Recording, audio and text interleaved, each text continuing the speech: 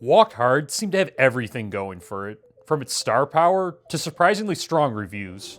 Yet when it finally hit theaters, it failed miserably, posing the question of how such a thing could ever happen. The goal of Walk Hard was to spoof the music biopic, but the tragedy is that they made it years before the genre took over Hollywood.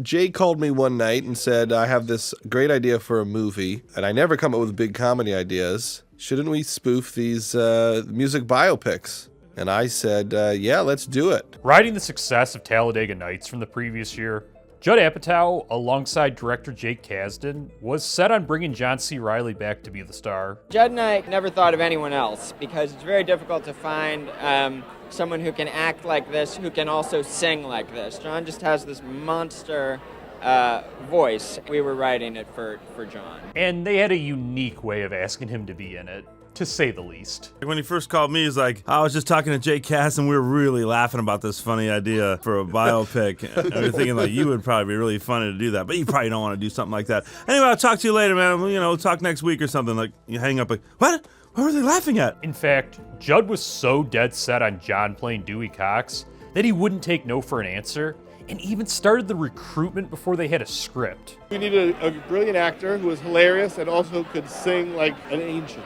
And who else could do that but John C. Reilly? So we started begging him even before we wrote the script, while we were outlining. They weren't kidding about how talented John is musically. I've been super impressed with several actors through the years with their musical performances, primarily Anne Hathaway in Les Mis and Bradley Cooper in A Star is Born.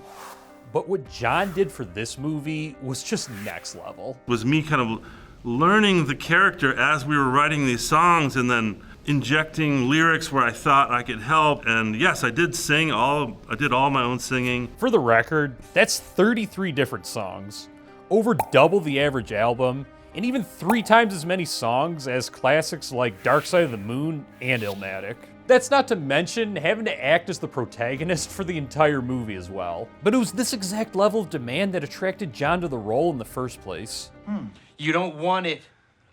I think I kind of want it. You're always looking for something that is going to take everything that you've got to pull off. When I did Walk Hard, it really was like right on the edge of what I was capable of. All the singing and all the acting and I played 14 years old at the beginning of the movie. And knowing what would eventually come to the movie in theaters puts a real damper on all the hard work John put in. And you gotta remember, all of this happened before there was even a rough draft of the script, which is incredibly unconventional.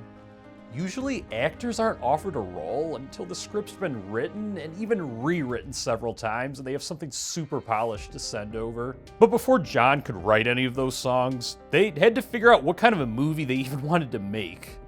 And that was when they turned to some prior musical biopics. When we started this, Jake and I did a little film festival where we watched all of these movies. Great Balls of Fire and the Buddy Holly story. We even watched the Marilyn Monroe movie where Norma Jean is played by one woman and Marilyn is played by another. And a lot of what's in the movie came from that initial film festival. And they also got an assist from the king of rock and roll to explore the film's more dramatic elements. We were trying to think of things that he would do that would be mean to his band, because we were reading all these books about Elvis written by all his old pack of friends, so that later they could tell him to f*** off, and one was taking his wife. This movie might be the single most unserious spoof movie I've ever seen, but John did make a great point about how it's ironically very real at the same time. We were making a satire of biopics, but the truth is, if you look at Ray Charles' life compared to Johnny Cash's life, compared to Jerry Lee Lewis's life, there's so many similarities in these musicians' stories. A central traumatic event when they were younger, the loss of a sibling, the loss of a sense. We smashed them all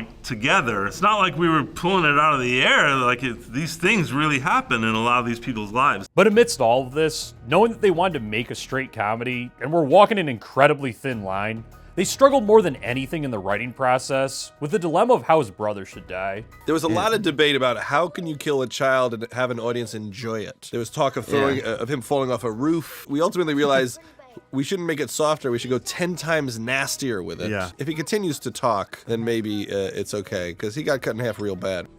The wrong kid died. And Judd said, well, that's the other way to go, is he gets cut in half with a machete on the third page. That's the other thing we could do. And he says it as though that's like as though there's a book somewhere and that's one of the options, is cut in half with a machete on the third page. It's not what I would have done personally, but at the same time, it's definitely thematically consistent with all the other choices they made with this movie. And like that, they had a screenplay. But because the movie was a musical as well, they had one unique last step.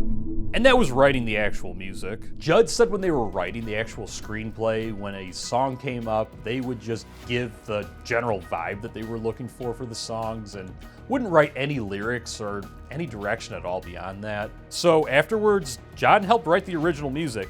And the time demands were intense, to say the least. I think we wrote 35 original songs in 6 months, like before we started shooting. I mean, a lot of people don't write 35 songs in their whole career. But it wasn't just John and a bunch of no-names. They actually got several industry leaders to help write the music for this movie. Talk about setting the tone. Those guys were like my safety net through the whole thing. And this is the first time we hear the song Walk Hard by Marshall Crenshaw and us.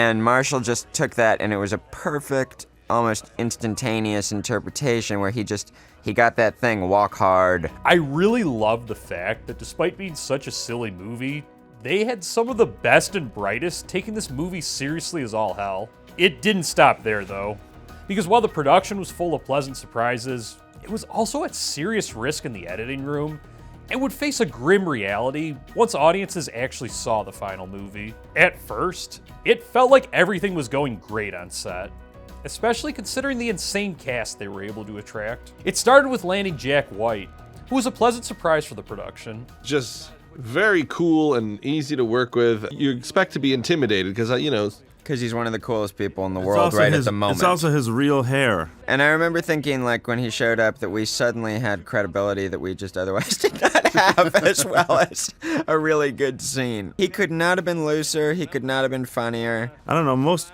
professionally trained actors would balk at doing an entire scene in gibberish, but Jack's like, yeah, okay, let's do it. After working with him, you think about the White Stripes music, and you just go like, well, yeah, that, of course, I hear a brain in those songs that could be this completely insane, improvising for 7 hours. Then came the impossible task of assembling the right cast to play the Beatles. I have no idea if they actually asked Paul or Ringo to be in the movie. I mean, they should have if they didn't, because they got a shocking amount of really strong musicians to actually be in the movie.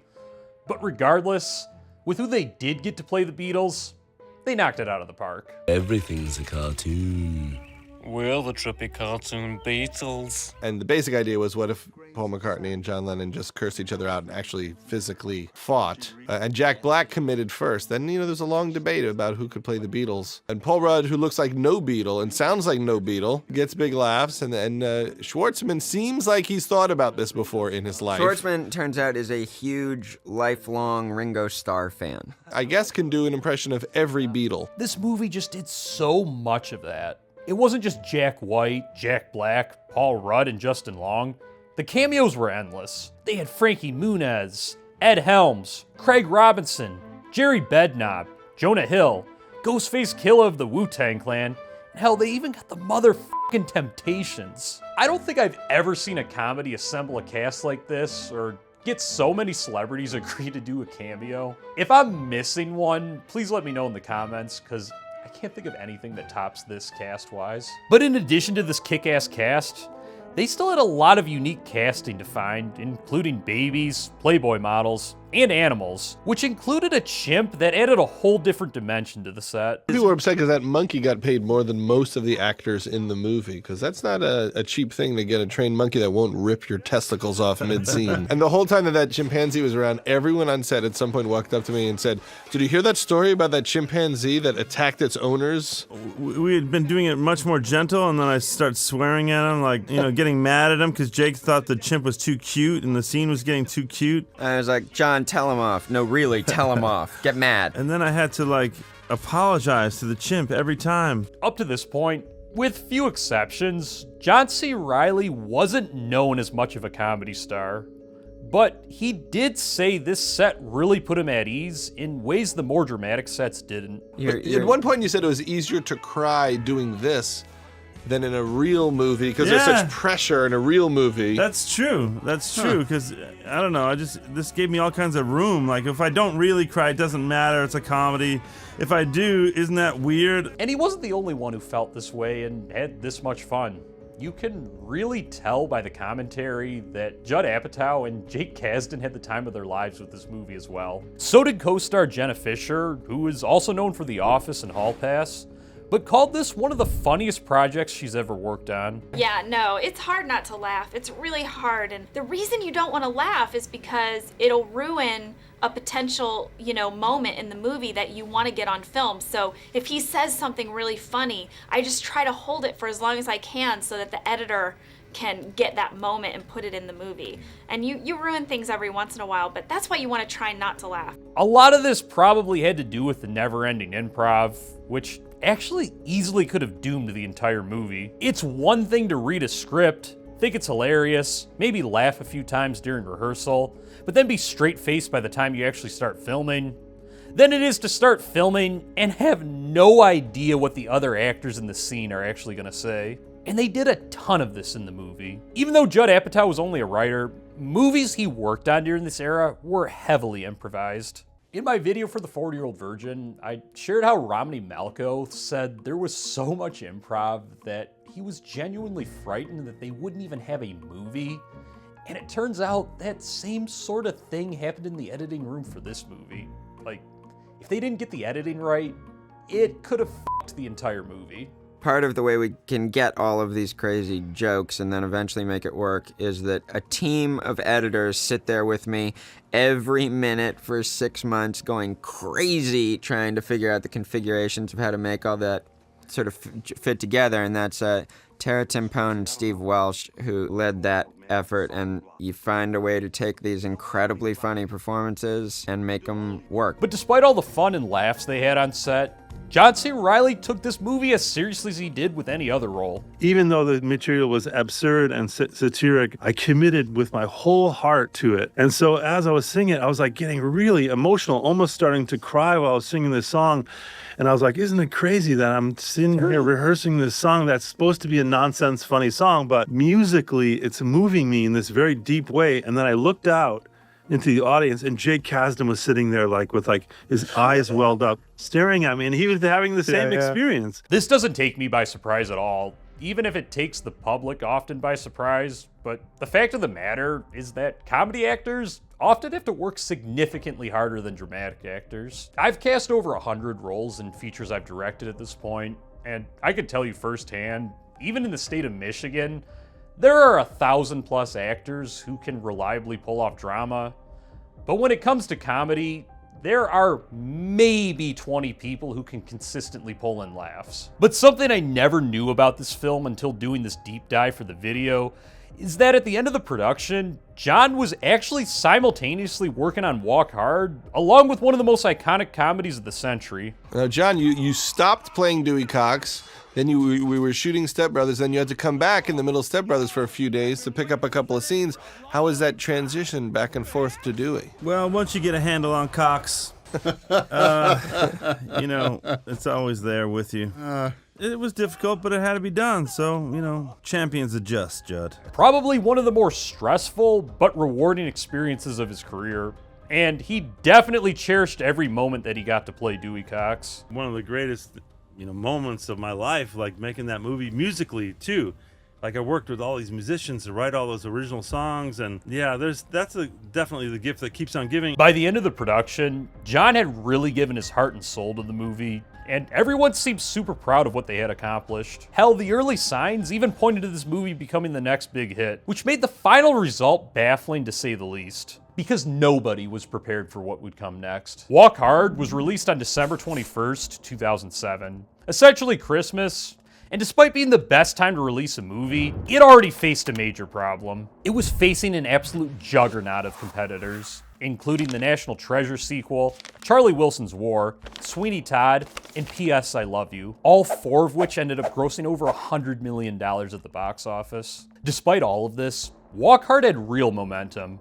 It wasn't just that John C. Reilly starred in Talladega Nights the prior year, or that Jenna Fischer was one of the stars of The Office, debatably the biggest sitcom at the time. It was also that the Judd Apatow empire was just starting to peak. They were able to market this movie as being produced by the guy who brought you Anchorman, The 40-Year-Old Virgin, Knocked Up, and Superbad. This movie was a huge draw, and it came with massive expectations. It even got incredibly strong critic reviews, garnering a whopping 75% on Rotten Tomatoes, which was considerably high for a comedy from this era, with Roger Ebert even giving it a 3 out of 4, saying, quote, "Apart from anything else demonstrated by Walk Hard, the Dewey Cox Story, the movie shows that he can do plausible versions of Johnny Cash, Elvis, Bob Dylan, Roy Orbison, and on and on. He's like a kid who locked himself in his room singing along with his record collection and finally made it pay off." They had all the top names in comedy at the time behind this movie, and even the critics on their side for once. It felt like a dream scenario at the box office. But then, the unthinkable happened. The movie opened to roughly $4 million, and considering the $35 million budget, it was effectively dead on arrival. Something that hit Judd Apatow like a brick. My daughter watched me take the call when I found out that it didn't make money. And she said the look on my face scarred her for the rest of her life. It had to have been quite the combination of shock and also paranoia of what this would mean for everyone's career. And the serious looming question remained, with everything going for it, how could this have happened? Well, John C. Reilly gave a pretty strong clue as to why, noting that they were not able to promote it in the way you traditionally promoted a movie during these times. There was a writer's strike at the time, and you couldn't go on talk shows. None of the talk shows were up. Studio was like, we have a satire that we need to explain to people what it is a satire of, but we don't have any talk show appearances for you to like explain. Like, what are we gonna do? So they're like, we'll put you on an 8-city concert tour on a private plane with the band. We'll show the movie, and then after the movie, they can come to the concert and see you perform all the songs. And I was like, great. On top of that, it looks like the movie just didn't land with audiences, as it only pulled in a 57% audience score on Rotten Tomatoes, and word of mouth is debatably the single most important factor for a movie. You can make all the ads you want and get all the great reviews you can, but at the end of the day, there's no stronger endorsement to watch a movie than your friends and family telling you that you gotta see this movie.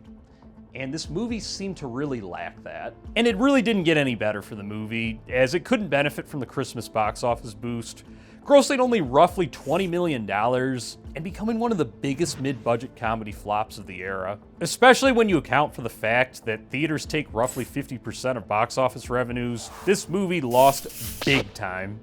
Which is pretty shocking considering how much of a cult classic it's become. I feel like everyone who likes the genre has seen it. I also see it quoted all the time, and it even ran away with the poll on my channel for which video to make next. By the way, thank you to everyone who continuously votes in the polls. If you're interested in helping the channel out in any other way, if you shared this video or channel with anyone you know who loves comedy movies, it would make a world of difference and would be sincerely appreciated. Yet despite how awful the movie performed, John actually has a really positive perspective about all of this in hindsight. I don't know what the competition was at the time, but we kind of got, our asses handed to us that first weekend. But as traumatic as that was for something that we all worked so hard on and put so much love into, at the end of the day, I said to myself, well, you can either have a box office smash or you can have a beloved cult movie, but you're really not going to get both of them, so which would you rather have? And I think I would rather have a movie that people are obsessed with. He's even talked about the lasting impact of it on the music industry. Like musicians across the board, everyone from Bonnie Raitt to Jack White's in the movie, but after we made the movie, I went and saw Jack on tour one time, and he didn't know I was coming, and I knocked on the tour bus door, and he opened the door, and he's like, dude, we're watching the movie right now, come on in here. Glenn Fry turned to me at a Lakers game, and he's like, that's like a documentary, that movie. I do agree with him that it's definitely a cult classic. So I was shocked to see it get such a lukewarm response by audiences when it was first released. As far as how it did end up becoming a cult classic, I would have to guess that it was so different from what everyone expected from an Apatow-produced movie that it didn't land how they hoped initially. But through cable and DVD, it eventually found its audience, as people didn't go in with the same expectations as the original theatrical viewers. As for me, I appreciate and respect the hell out of the performances. John C. Reilly is a phenomenal actor. Kristen Wiig is one of my favorite all-time actresses. And I, of course, love Judd Apatow. But this movie just isn't for me. I 100% see the appeal, and in no way am I hating on you if this is one of your favorites. But this movie is just so over the top and so far removed from reality for me that I just can't connect with it. I think he has too many blankets. Fewer blankets! I'm hot and cold at the same time! He needs more blankets and he needs less blankets. I was not able to reattach the top half of his body to the bottom half of his body. Speak English, Doc. We ain't scientists. I think I'm doing okay for a 15-year-old with a wife and a baby. In addition, literally everything about it, and that's not hyperbole, is meant to be a joke. From the relationships, to his career, to heartbreak, to death, everything is played for laughs. I totally get that this was the intention of the movie, but I'm in the camp of you need some drama. It doesn't have to be much, but even my favorite straight comedies like Wedding Crashers, The Hangover, hell, even Euro Trip, have some sort of drama with them, even if it's not life or death situations. With that being said, even if it's not my favorite, I think they accomplished what they were going for with this movie, and did so on a very high level. I at least do enjoy the soundtrack, and I had a really great time exploring the behind-the-scenes story of this movie. And despite how poorly received the movie was, probably the most shocking aspect of the entire movie is that it should have severely damaged several careers, yet it didn't. Hollywood always looks for someone to blame and punish when a movie flops this badly. This really was the Hollywood anomaly in which the industry didn't overreact and severely punish everyone involved for a flop. Just look at how the industry turned its back on the guys from Euro Trip after it flopped in theaters. Yet everyone seemed to carry on unscathed from the damage of this movie. John continued to chug along with the likes of Step Brothers, Wreck-It Ralph, and Guardians of the Galaxy, while Jake Kasdan was continued to be trusted as a director with so many more movies, including Bad Teacher, Sex Tape, and most recently Red One. This was just a bump in the road for Apatow, as he'd still direct and or produce Funny People, This Is 40, Bridesmaids, Get Him to the Greek, Step Brothers, Anchorman 2, and countless others. And while Walk Hard was trying to recover from its devastating blow at the box office, John C. Reilly was nominated for 2 Golden Globes for this movie, and even got ranked number 62 by the Ringer's list of best movie acting performances of this century. In fact, the movie only seems to be gaining in popularity, and is even making a comeback of its own next year. And we're gonna do a concert tour, Dewey Cox and the Hard Walkers. Oh, wow. As many dates and as big a places as we can do. So yeah, that's the idea for the 20th anniversary. So it turns out that Walk Hard's biggest problem wasn't necessarily that audiences didn't want the movie, but that it was made a decade or 2 decades too early. By the way, we finally wrapped production on Pleasure List a few days ago, and if you can't tell, I am fucking exhausted right now.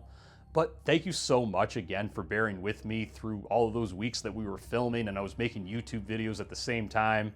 I'm finally getting back to full health, and I can't wait to share this movie with you.